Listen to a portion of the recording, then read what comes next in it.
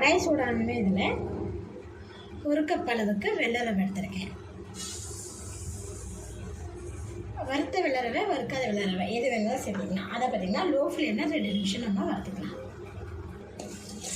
Low ஃப்ளேம்லேயே 2 நிமிஷம் நான் வறுத்துட்டேன். இந்த அளவுக்கு ரவை நம்ம வறுத்துட்டா போதும். இப்போ இதை எடுத்து வேறு ஒரு பிளேட்டுக்கு பார்த்துக்கலாம். அதே கடாயில் 5 டீஸ்பூன் அளவுக்கு எண்ணெய் விட்டுக்கலாம்.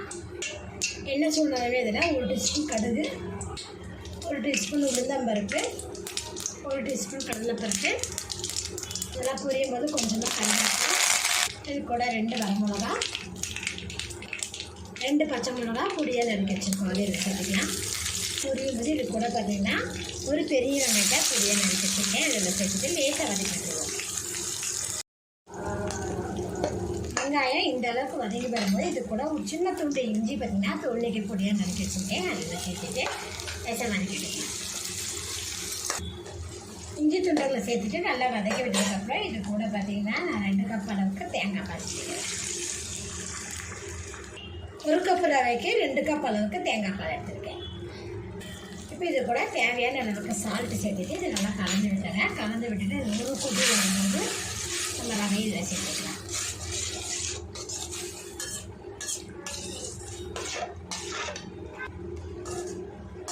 அங்கே ஒரு கொதி வந்துச்சு. இதில் நம்ம வறுத்து வச்சுருக்க ரவையை இதில் ஆட் பண்ணிடலாம். ரவையை சேர்த்தும் போது அதனால் ஒரு கையாலையும் இன்னொரு கையில் பார்த்திங்கன்னா கலந்து வச்சு நல்லா கிளறி விட்டுக்கலாம். அப்போ தான் உங்களுக்கு பார்த்திங்கன்னா கட்டியாக இருக்காது. கட்டி இல்லாமல் நல்லா உதிரியாக வரும். ரவையை பார்த்திங்கன்னா நல்லா கிளறி விட்டாச்சு. இப்போ இது 2 நிமிஷம் மூடி போட்டு லோ ஃப்ளேமில் வச்சுக்கலாம். 2 நிமிஷம் லோ ஃப்ளேம்லேயே பார்த்திங்கன்னா மூடி போட்டு வச்சுட்டேன். மூடி போட்டு பண்ணி பார்த்துட்டு ஒரு டைம் நல்லா கிளறி விட்டுக்கலாம். எல்லாம் நல்லா பாருங்கள். தேங்காய் பால் பார்த்திங்கன்னா நல்லா வேறு நல்லா அப்செட் பண்ணியிருக்கு. அதெல்லாம் நல்லா உதிரியாக வருது பாருங்கள். இப்போ இது கூட பார்த்திங்கன்னா நான் பொடியாக நறுக்கிற கொஞ்சம் கொத்தமல்லி இலைகளையும் இது கூடவே 1 டீஸ்பூன் அளவுக்கு நெய்யும் ஆட் பண்ணிக்கலாம். நெய் வந்து ஆப்ஷனல் தான்.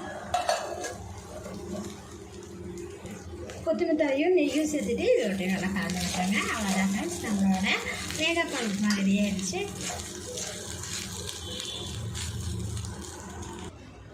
ஹெல்த்தியாகவும் டேஸ்ட்டாகவும் தேங்காய் பால் ரவை உப்புமா பாருங்கள் ஃப்ரெண்ட்ஸ், நல்லா சூப்பராக ரெடி ஆகிடுச்சு. நீங்களும் இது போல் ட்ரை பண்ணி பாருங்கள். இந்த வீடியோ பிடிச்சி லைக் பண்ணுங்கள். மறக்காம நம்ம சேனல் சப்ஸ்கிரைப் பண்ணிக்கோங்க.